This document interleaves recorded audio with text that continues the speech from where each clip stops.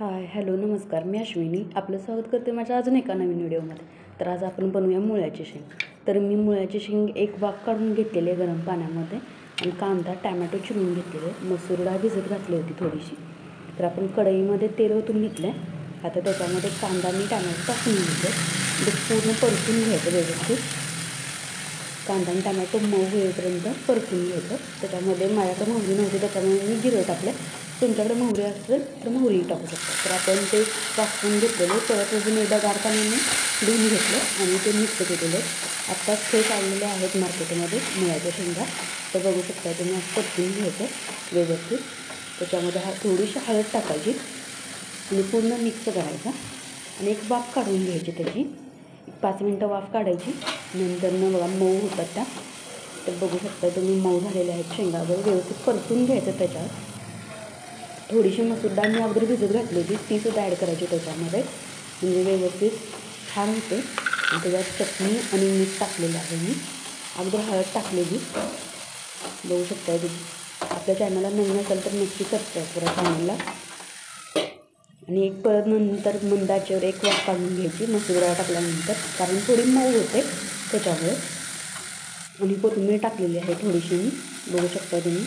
एकदम मस्त होते आणि चवीलासुद्धा एकदम छान लागते. एकदम नक्की करून बघा अशी, छान होते. चवीलासुद्धा खूप मस्त लागते. एकदा अशी ट्राय करा, मी करते तशी. तर माझ्याकडे मिक्सर खराब झाला होता त्याच्यामुळे मी त्या मिक्सरच्या भांड्यामधून काढलं आणि मी खलबत्त्यात चेचत होते. तर बघू शकताय तुम्ही. आता एक वाफ काढून घेतले, त्याच्यामध्ये पाणी टाकलेलं आपण थोडंसं शिजण्यासाठी. तर आपण अजून शेंगदाण्याचं पीठ टाकलेलं नाही आहे, फक्त मसूर डाळ टाकलेली. बघू शकता मी शेंगदाणे चेचते कारण मिक्सर खराब झाला होता त्याच्यामुळे. तर आपण हे व्यवस्थित जास्त बारीक करायचं नाही, मोठं मोठं शेंगदाण्याचं कूट ठेवायचं जाडसरच. बघू शकता पाणी आता पूर्ण आटलेलं आहे थोडंफार. त्याच्यामध्ये आपण आता शेंगदाण्याचं कूट टाकून घेणार आहे. जास्त टाकायचं नाही, हे दोघांसाठीच आहे. त्याच्यामुळे जर तुमच्याकडे जास्त माणसं असतील तर जास्त क्वांटिटीमध्ये सुद्धा तुम्ही करू शकता.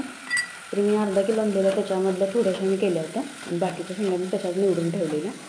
तर खूप छान आत्ता नवीन शेंगा आलेल्या आहेत मार्केटमध्ये. तुम्ही एकदा नक्की ट्राय करा, खूप छान लागते. चवीला तर छान लागते. बघू शकता तुम्ही कशी मी परतून घेते, तसंच तुम्ही करू शकता. आणि चॅनलला नक्की सबस्क्राईब करा आपल्या. एक वाफ काढून घेतलेली आहे मी. आणि मी तुम्हाला एक दाखवणार आहे गोष्ट. तर आपल्याकडे स्टार्टलर वगैरे काही नसतं ना घरामध्ये, तर हे असं पिना लावून ठेवायच्या. बायकांचं डोकं कुठं काय चालून काय सांगताच येत नाही, त्याच्यामुळे डोकं भरपूर असतं बायकांना. बघू शकता पाणी पूर्ण आटलेलं आहे त्याचं. व्यवस्थित मिक्स करून घ्यायचं ते. बघू शकता तुम्ही. लास्ट मी प्लेटमध्ये वगैरे काढून घेतलेलं आहे ते. खूप छान होते आणि एकदा नक्की ट्राय करा. आणि आपल्या चॅनलला कोणी नवीन असेल तर नक्की चॅनलला सबस्क्राईब करा, लाईक करा, शेअर करा आणि कमेंट करा.